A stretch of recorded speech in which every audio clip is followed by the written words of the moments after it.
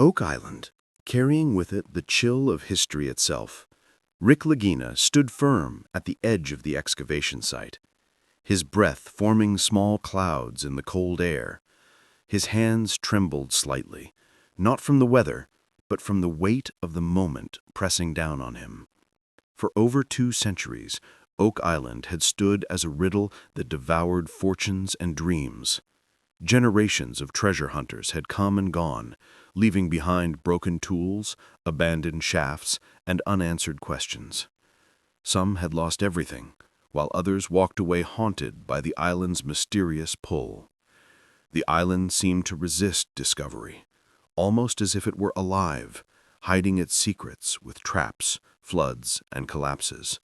Yet now, in this very moment, Rick felt something shift. The island, which had stubbornly guarded its mysteries for centuries, seemed ready to surrender a piece of its truth. Beneath his feet, more than 100 feet below the windswept surface, something ancient waited. A barrier built not by nature, but by the deliberate hand of men who lived 7 centuries ago. Rick did not yet know what he was about to uncover, but history was about to bend. The mystery of the Knights Templar, a tale whispered across continents and centuries, was about to rise from the shadows. Oak Island was more than a puzzle, it was a vault, and that vault was about to open. At 140 feet down, the drills met resistance. The soil gave way to something startlingly smooth. This was not fractured limestone or broken shale, not the work of geology. Instead, the drill had struck against a flat, perfectly even slab. It was stone, but not natural. The shape and placement were too precise, too intentional, like a piece of a puzzle fitted into place. Rick moved closer, brushing dirt away with his gloved hands, his heart pounding in his chest. The team gathered around, silence falling as the realization spread. This was no accident. What they had found was not the random chaos of nature, but the unmistakable shape of intention. Ground-penetrating radar confirmed their suspicions. Beyond the slab stretched a rectangular void, a chamber carved into the earth where no natural void should exist. The glowing readouts on the monitor revealed every contour of the hidden space, mapping the secret cavity that lay just beyond reach. The room was waiting, sealed away for centuries, and Rick knew it. The others could see it too. The data left no room for doubt. What they stood before was not simply a barrier, but a doorway, a man-made threshold locked into place and hidden beneath layers of earth and seawater. Further analysis deepened the mystery. Traces of iron were detected within the stone, evidence of hinge fragments forged by human hands. Even after hundreds of years underground, the signatures of fire and blacksmith work still lingered. Rick's mind raced back to the stone triangle discovered on the surface of Oak Island in the 19th century. Many had dismissed it as coincidence, just another meaningless marker. But what if it had been more? What if it had been a compass designed to point straight here, to this exact location? The silence among the team spoke volumes. For generations, there had been whispers about a metaphorical door hidden somewhere deep within the island, mentioned in old journals and half-forgotten legends. Now Rick and his team realized it was never metaphorical at all. The door was real. It was here, and it had been waiting for this very moment. The legends surrounding Oak Island had always run deep. The indigenous Mi'kmaq people told stories passed down through generations of a sleeping gate buried within the island. Their oral traditions warned that whoever disturbed it would awaken both fortune and curse, guarded by spirits of fire and water. Those words now echoed in Rick's mind as he stood on the threshold. It was more than folklore. It was a warning carved into the soul of the island itself. But the Mi'kmaq were not the only ones who had spoken of such things. In brittle French explorer journals from the 1600s, written in fading ink, there was a line that haunted scholars for centuries: a door of stone sealed with oil and blood. At the time, academics dismissed it as superstition, yet here it was, an ancient slab fitting that description perfectly. Rick and Marty compared notes, tracing the connections back to medieval traditions. Across Europe, holy relics and forbidden treasures had often been hidden not in castles or forts, but beneath chapels, secured by walls, symbols, and faith. The possibility struck them hard. Oak Island might not just be a place of traps, it could be a final sanctuary. A place where the Knights Templar had hidden their most guarded secrets after fleeing persecution in 1307. The thought sent a chill down Rick's spine. Could this island in Nova Scotia really be the last refuge of the Templar Order? Could the endless reports of flickering lights on the island, strange lanterns glowing in the swamp and the pit over centuries, be something more than ghostly tales? Looking at the slab now, it seemed undeniable. Those lights were not hauntings, they were guardianship. Signs of protection. Warnings to anyone who dared trespass into the Order's final vault. As Rick examined the slab more closely, something caught his eye. Carvings etched into the stone revealed concentric circles, stars aligned in careful patterns, and crosses repeated with precision. These were not random scratches or graffiti left by diggers. They were deliberate. They were mathematical.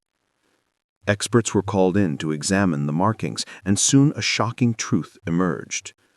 The symbols were not mere decorations. They resembled a cipher wheel, an ancient coded system once used by the Knights Templar to protect their most sacred vaults. Rick studied the designs with intensity until something froze him in place. The alignment of the carvings matched the night sky of the year 1307, the very year the Templars were betrayed, arrested, and hunted across Europe. Coincidence? Impossible. This was a timestamp carved in stone, a message left by men who had fled across the sea carrying their order's most precious secrets. The resemblance to Roslin Chapel in Scotland was undeniable. The stars, the crosses, the geometric patterns, this was the same language, same intention carried across an ocean. History itself seemed to whisper through the stone, connecting centuries and continents in a single breath. For weeks, the team studied and reconstructed the markings. Slowly, the truth emerged. This slab was not just a door, it was a code-protected gateway, locked with a sequence that had waited more than 700 years for the right hands to open it. When LiDAR scanning swept across the slab, peeling away centuries in digital layers, the results left the team speechless.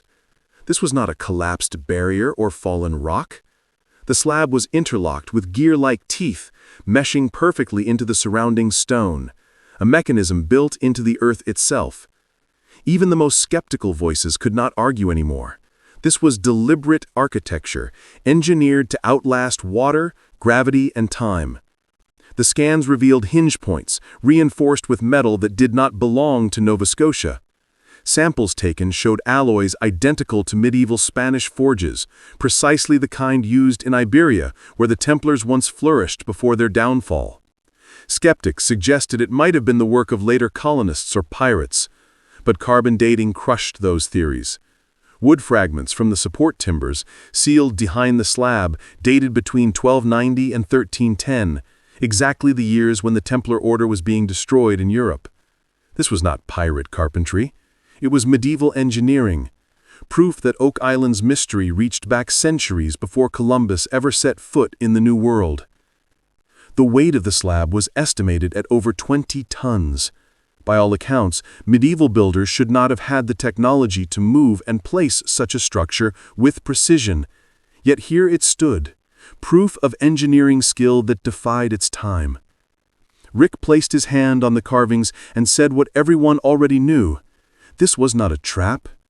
It was a door built with intention, sealed with foresight, and meant to be discovered only when history was ready. The moment of truth came as drills pierced the slab's edge. A hiss of compressed air burst out, the sound like the final breath of a giant dying after centuries of silence. The chamber behind had been sealed so tightly that even its air had been trapped for generations. The smell of pitch, cedar oil, and something metallic filled the air. Instruments detected mercury vapor. Historians knew the Templars had used mercury both to preserve relics and to deter intruders. It was a warning across time, daring them to turn back. Rick steadied his team. His voice was calm, but the weight of centuries echoed within it. Whatever lay inside was meant to last. It was not designed to invite intruders.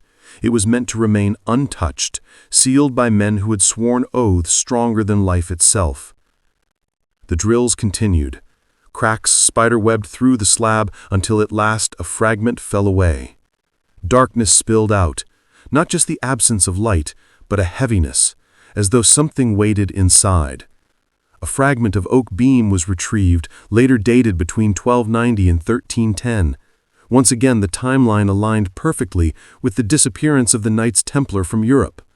What had vanished there may have reappeared here, in this hidden vault beneath Oak Island.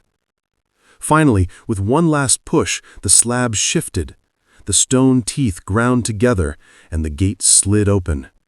For the first time in centuries, the chamber yawned wide, releasing its silence. Stepping through the threshold was like crossing into another world. The first breath inside was heavy, almost suffocating. Torchlight illuminated walls coated in lime plaster, shimmering faintly as if alive. This was no ordinary stonework. It was waterproofing, an ancient technique known in Mediterranean architecture, but unheard of in North America at that time. Whoever built this had come prepared to fight the ocean itself. They had carried their knowledge across seas and centuries to seal this place forever. Red pigments still stained the plaster, faded but stubborn against the passage of time. Symbols revealed themselves under the flickering torchlight. Solar discs, crescent moons, and a seven-pointed star. The designs glowed faintly, and Rick recognized them immediately. These were no idle decorations. Their geometry echoed the esoteric seal of Solomon, a mark tied to wisdom, mysticism, and guardianship. The tunnel stretched forward, lined with wooden scaffolding. The beams were cut and fitted with remarkable precision. The joinery showed skill that surpassed colonial techniques. These were not desperate diggers or pirates hiding loot. This was organized construction by trained craftsmen, by men who had worked together to build something meant to last centuries. Each beam whispered of planning, secrecy, and ritual. The smell of the chamber added to its weight. It was not rot or dampness. Instead, the air carried a strange blend: resin, incense, tar, and oil. Faint but undeniable. It was the ghost of ceremony. The space had been consecrated once, infused with meaning. This was not just a tunnel. It was sacred. A sanctuary carved in darkness, guarded by symbols and rituals. As the team pressed forward, the tunnel suddenly widened. The air shifted. The passage opened into a domed-shaped chamber, and the acoustics revealed themselves at once. Every step echoed, every breath multiplied. Even the faintest whisper carried across the chamber, as if the space itself amplified voices into something larger. This was not accidental. It had been engineered. The chamber was designed for sound, for chants, prayers, or oaths that would ripple through the stone like eternal guardians. Rick swept his lamp across the walls. Small alcoves cut into the stone appeared, shallow niches carved by careful hands. Within them lay fragments, rusted daggers, their blades reduced to flakes of iron, chain links blackened by time, pottery shards painted once but now barely recognizable. Nothing whole, yet nothing random either. These were deposits of meaning, offerings, artifacts placed deliberately as markers connecting centuries and rituals of culture and faith. Soil samples deepened the story. The earth itself was heavy with ash, black layers woven into the floor. Later analyses revealed burned wood, animal bone fragments, and traces of oils foreign to Nova Scotia. The chamber had once been lit by flame, not ordinary fire, but ritual burning. It was consecration, not destruction. The chamber carried the memory of ceremony, a fire that bound it to purpose. Even after centuries, the heavy air seemed to vibrate with that history. At the center of the dome stood a dais, a raised platform cut with perfect geometry. Grooves spiraled outward from its surface, shallow yet intentional. Rick knelt, running his hand along them. This was not an altar in the religious sense. It was mechanical. It was part of a greater system designed for weight, balance, and alignment. A crew member tapped the dais with a metal rod. The sound that followed silenced them all. A deep, resonant boom echoed beneath their feet. Hollow, empty. The dais sat above another cavity, another chamber waiting below. The floor itself was a riddle, panels carved so tightly together they seemed seamless. But subtle grooves revealed their true nature. The panels were not fixed, they were designed to move. Recognition hit Rick like lightning. The design mirrored Templar architecture in Europe. In Portuguese castles, records spoke of hidden staircases, trapdoors, and puzzles engineered into chapels. Steps that only revealed themselves when pressed in the correct sequence. Here, across an ocean, the same genius had been at work. The floor of Oak Island's chamber was a labyrinth in stone. The crew hesitated. Marty voiced what they all feared. If they miscalculated the sequence, the floor could collapse, burying them alive. But Rick countered. This was no trap for those who understood. It was protection against the unworthy. The precision of the design proved its purpose. It was a gateway, not a death sentence. With caution, they laid timbers across pressure points, distributing their weight as they tested each step. Every adjustment was debated, every placement measured. Finally, the chamber groaned. Dust rained down as one section of the floor shifted backward, sliding open like a massive stone drawer. Torchlight spilled downward, revealing stairs carved by hand, a passage descending deeper into darkness. The breath of the earth shifted again. Cold, sharp air rose from below, like the exhale of something ancient awakening. Step by step they descended, each footfall echoing against the stone walls. The stairs led to a narrow passage. At its end stood another barrier. But this was different. Before them loomed a door of oak, thick and iron-bound, sealed tight with pitch that still gleamed after centuries. Reinforced crossbars spanned its width, not as decoration, but as fortification. This was no ordinary door. It was a fortress wall scaled down but impenetrable in its design. Rick's lamp caught a detail on the hinges, a double cross insignia, unmistakable, the very symbol carved into Templar gravestones across France. It was not rumor or suggestion, it was proof. A direct mark of the Knights Templar stamped here on Oak Island, hidden in the earth. Above the door, words carved in Latin stretched across the stone lintel. Solum fidelis transit indignus. Translated it read, "Only the faithful may pass, the unworthy shall perish." The words echoed in the silence, more than warning. They were a declaration of intent. Rick steadied his team. He reminded them this was not about gold. Every discovery had told the same story. Oak Island was guardianship. It was sacrifice, secrecy, and protection of something far greater than treasure. Standing before the door, they were not invaders. They were witnesses to an oath carved in stone. The plasma cutters roared to life, their sparks showering the chamber as they bit into the iron bars one by one. The sound echoed like a battle cry, each shriek of tearing metal shaking the walls. It was as if the chamber itself resisted intrusion. Each cut felt like a violation of silence that had endured for centuries. Finally, with a metallic scream, the last bar fell away, crashing to the floor in a spray of sparks. Next came the pitch. Thick seams of tar clung to the door, sealing it tighter than any lock.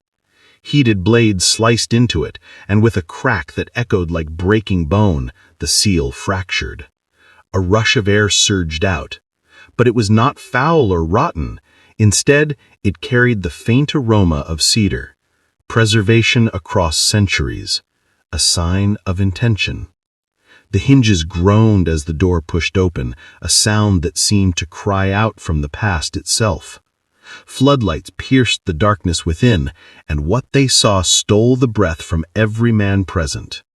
Stone shelves lined the chamber, carved directly into the walls with perfect order. Upon them sat vessels of bronze and clay, chests bound with iron, and reliquaries shaped like miniature shrines.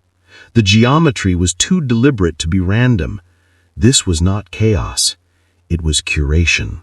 A library, disguised as a vault. Gold flared in the light. Coins spilled from open Containers, chalices gleamed. Hammered ingots caught every reflection.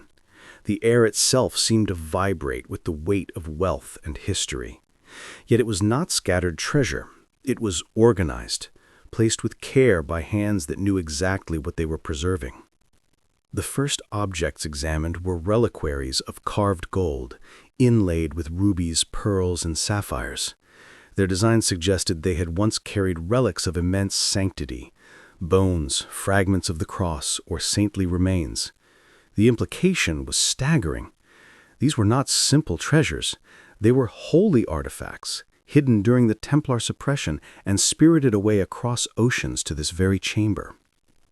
Stacks of gold ingots filled the lower shelves, stamped not with English or Spanish marks, but with the insignia of medieval Portugal. Their dates stretched across the 12th and 13th centuries, the very height of Templar maritime expansion.